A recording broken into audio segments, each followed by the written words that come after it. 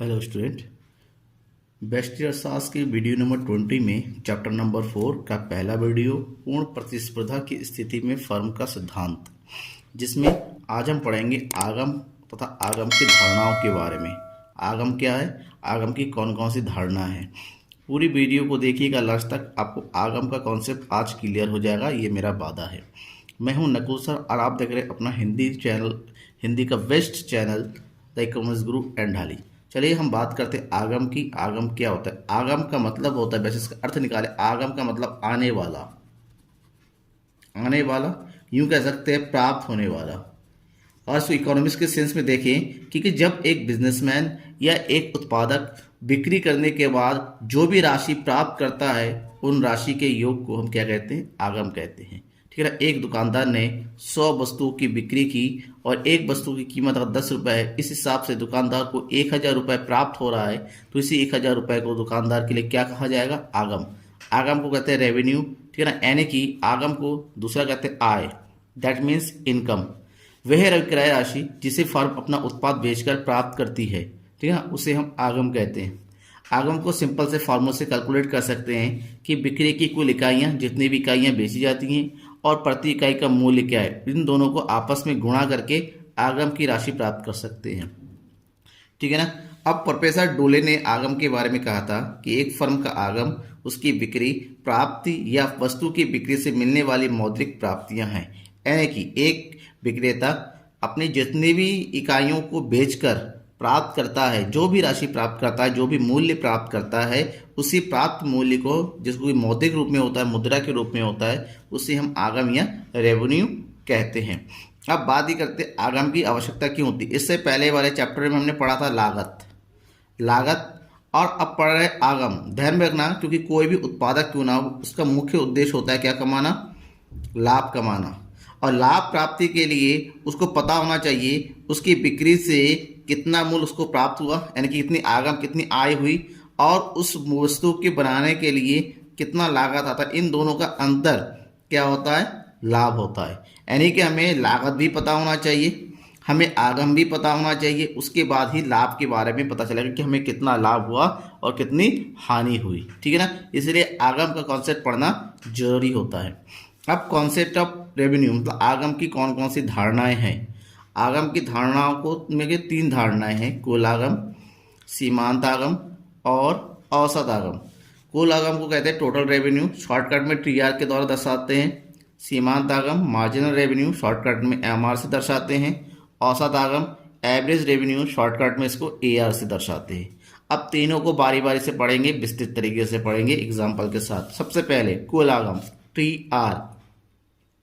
TR क्या होता है? कुल आगम। पता है, जैसे सबसे पता है, कुल आगम मतलब जितना भी आगम प्राप्त होगा सबका टोटल, यानी कि वस्तु की सभी इकाइयों को बिक्री से जो भी प्राप्त आय होता है उसे कुल आगम। अब बस विक्रेता, उसके बाद जितनी भी यूनिट्स है, हर यूनिट्स को बेचने से उसको जो आय प्राप्त होती है, ठीक है ना। यानी कि इसको इस तरह से कह सकते हैं हम कि किसी फर्म का कुल आगम वस्तु की एक इकाई कीमत तथा कुल विक्रय की गई इकाइयों से गुणा करने पर प्राप्त राशि को हम कुल आगम कहते हैं। दैट मीन्स कितनी इकाइयाँ बेची गई, कुल इकाइयाँ, और प्रति इकाई का मूल्य क्या है। दैट मीन्स फार्मूला बनता है T R equal to Q multiply by P.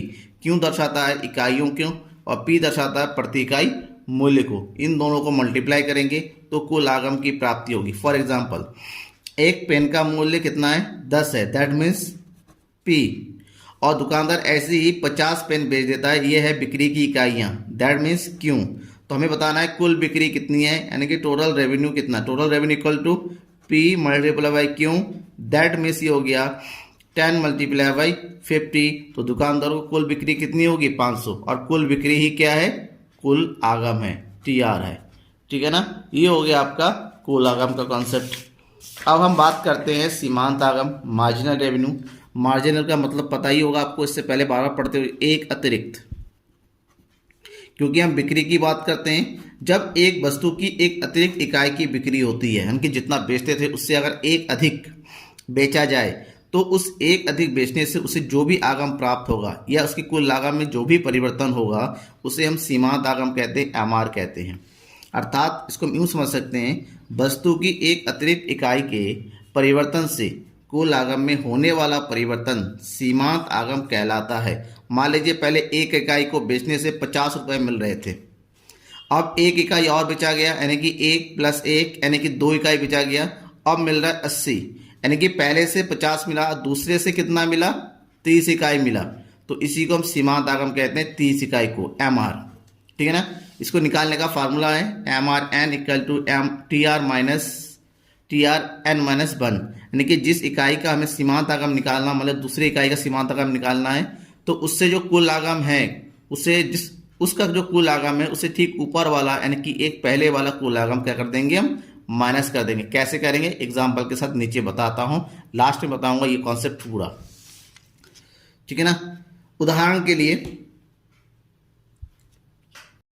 तीसरा कॉन्सेप्ट है औसत आगम, average revenue means AR। AR क्या आता है, उत्पादन की प्रति इकाई बिक्री से प्राप्त आगम, यानी कि अगर औसत निकाला जाए बिक्री से कुल कितना आगम होगा, उस औसत को हम औसत आगम कहते हैं। इसको निकालने का फार्मूला होता है कि कुल आगम को बिक्री की इकाइयों से भाग दे दिया जाता है, तब हमें औसत आगम की प्राप्ति होती है। और ध्यान में ये रखना है कि वास्तव में औसत आगम ही वस्तु की प्रति इकाई कीमत होती है। मान लीजिए एक इकाई से जो TR होता है कुल आगम होता है 20, 2 इकाई का कुल आगम है आपका 50, तो ऐसे में एवरेज होगा कितना होगा AR, 1 से TR को Q से डिवाइड करेंगे, मैं 20 को 1 से डिवाइड करेंगे तो हो गया 20, 50 को 2 से डिवाइड करेंगे कितना आ गया 25।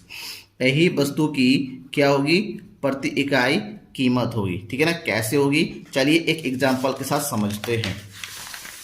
एक एग्जाम्पल दिया हुआ है कि तालिका पूर्ण कीजिए। एक फर्म का मांग वक्र निम्न तालिका में दिया गया है। इससे आपको TR, AR और MR तालिका बनाना है। कीमत है 0, 10, 20, 30, 40, 50, 60, 70 और मांग की मात्रा कितनी है 8, 7, 6। अब ये कीमत के बढ़ने के साथ साथ मांग में कमी होती चली जा रही है, ये अपने मांग के नियम में पड़ा है। ठीक है ना। अब हमें इसके थ्रू क्या निकालना है, TR, AR और MR निकालना है, तो तालिका बनाना है। तो चलिए तालिका को हम पूर्ण करते हैं इसके थ्रू। ठीक है ना। सबसे पहले हमें क्या निकालना है, TR, और TR का फार्मूला पता है आपको कि TR = होता है आपका P × Q। ये आपका P है और ये आपका Q है, दोनों को मल्टीप्लाई कर देंगे तो TR निकलेगा। तो 8 और 0 की मल्टीप्लाई करेंगे तो यहाँ पर 0 ही आएगा, कुछ नहीं आएगा। 10 और 7 यानी कि 70, 20, 6, 120। ठीक है ना। 5 दिया 15 और 4 चक 16, 5 दिया 15, 6 दूनी 12, 7 एकम 7, ये TR हो गया।